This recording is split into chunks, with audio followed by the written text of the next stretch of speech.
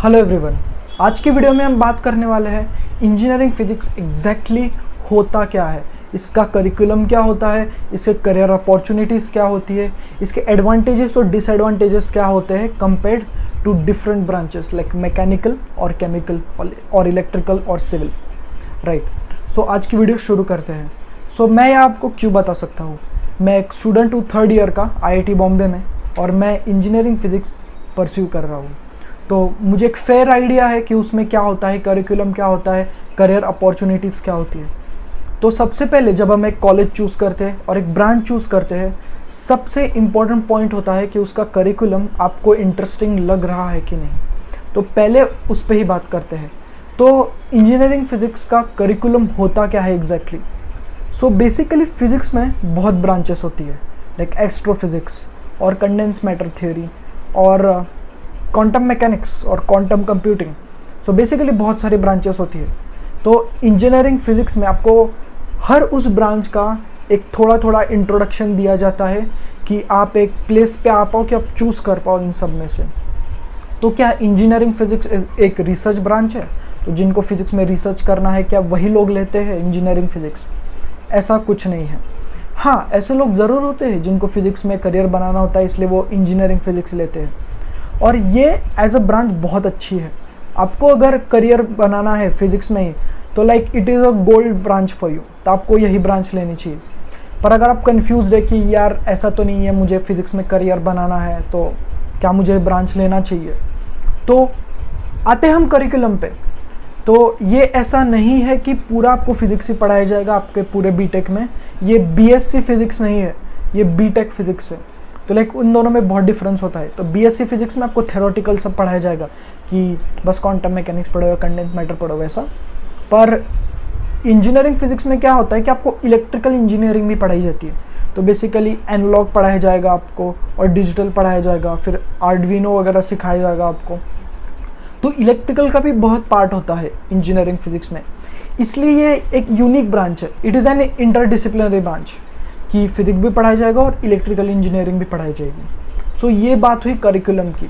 तो आपको फिजिक्स में इंटरेस्ट है, इलेक्ट्रिकल भी अच्छा लगता है, आपको ये करिकुलम बहुत अच्छा लगेगा।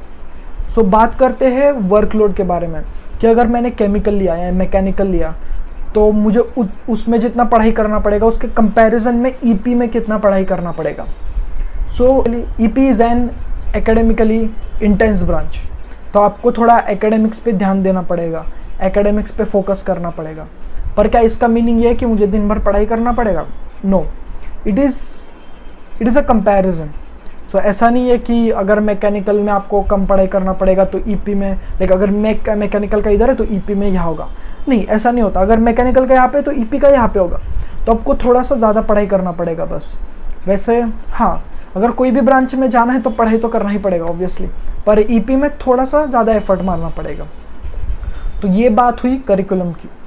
तो अगर नेक्स्ट बात करें हम करियर अपॉर्चुनिटीज़ की, तो लोग जो EP लेते हैं वो करियर में आगे कहाँ जाते हैं। तो मैंने जितना ऑब्जर्व किया है मेरे सीनियर्स को या मेरे कॉलेज में, सो EP में एक तो 2 ऑब्वियस करियर ऑप्शंस होते हैं, राइट। एक तो फिजिक्स में आप मास्टर्स या PhD करोगे, so that's an obvious career option. और दूसरा एक ऑब्वियस करियर ऑप्शन होता है कि आप इलेक्ट्रिकल में चले जाओ, NVIDIA जैसे कंपनी में आप चले जाओ या टेक्सास इंस्ट्रूमेंटेशन जैसे कंपनीज में आप चले जाओ, राइट। तो बेसिकली इलेक्ट्रिकल कोर में आप चले जाओ, नहीं तो आप फिजिक्स कोर में चले जाओ। तो ये 2 ऑब्वियस करियर अपॉर्चुनिटीज़ होती है। बहुत सारे लोग डेटा एनालिसिस वगैरह में भी चले जाते हैं क्योंकि EP में आपको बहुत सारा मैथमेटिक्स पढ़ाया जाएगा, तो आप मैथमेटिक्स में थोड़ा स्ट्रांग हो जाओगे। तो हाँ, ये सारी करियर अपॉर्चुनिटीज़ होती है, ठीक है। अगर अभी हम कंपैरिजन करते हैं दूसरे ब्रांचेस के साथ, राइट। सो अगर मुझे CS में जाना है तो क्या मुझे EP लेना चाहिए या केमिकल लेना चाहिए या मैकेनिकल लेना चाहिए या सिविल लेना चाहिए या मेटलर्जी लेना चाहिए? तो ऐसा कोई डायरेक्ट कनेक्शन नहीं है कि EP आपको CS में आगे बढ़ने में हेल्प करेगा, राइट। ऐसा कोई डायरेक्ट रेलेवेंस नहीं है कि आप EP लोगे तो आप CS में आगे जाओगे। पर एक एडवांटेज मिल सकता है कि आपको मैथमेटिक्स ज़्यादा आता है दूसरों से, तो आप थोड़ा उसमें एक्सेल कर सकते हो, लॉजिक जल्दी आपको समझ में आ सकता है। पर ऐसा कोई डायरेक्ट कनेक्शन नहीं है। तो मुझे क्या EP लेना चाहिए?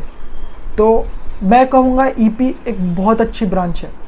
लाइक हमारे इसमें जो कंपनीज आती है रिक्रूटमेंट करने के लिए, प्लेसमेंट के लिए, इंटर्नशिप के लिए।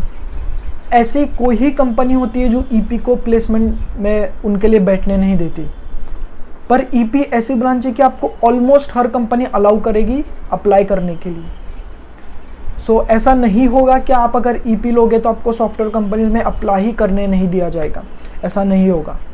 सो वर्कलोड के हिसाब से अगर देखें तो ईपी में थोड़ा सा ज़्यादा होगा दूसरे ब्रांचेस के कंपैरिजन में, पर बहुत इंटरेस्टिंग ब्रांच है ये। आपको फिजिक्स पढ़ने को मिलेगा, थोड़ा डिफ़िकल्टी आ सकता है, पर एज अ ब्रांच मुझे तो बहुत अच्छा लगता है EP. So it is your decision कि आपको क्या ट्रेड ऑफ करना है उसके हिसाब से। So yes, so this is what is EP. So अगर आपको कोई भी फर्दर डाउट है तो मैं डिस्क्रिप्शन में मेरा ईमेल आईडी दिया है मैंने, तो आप वहाँ पे मुझे ईमेल कर सकते हैं और मैं एज सुन एज पॉसिबल आपको रिप्लाई करने की कोशिश करूँगा। सो या, ऑल द बेस्ट।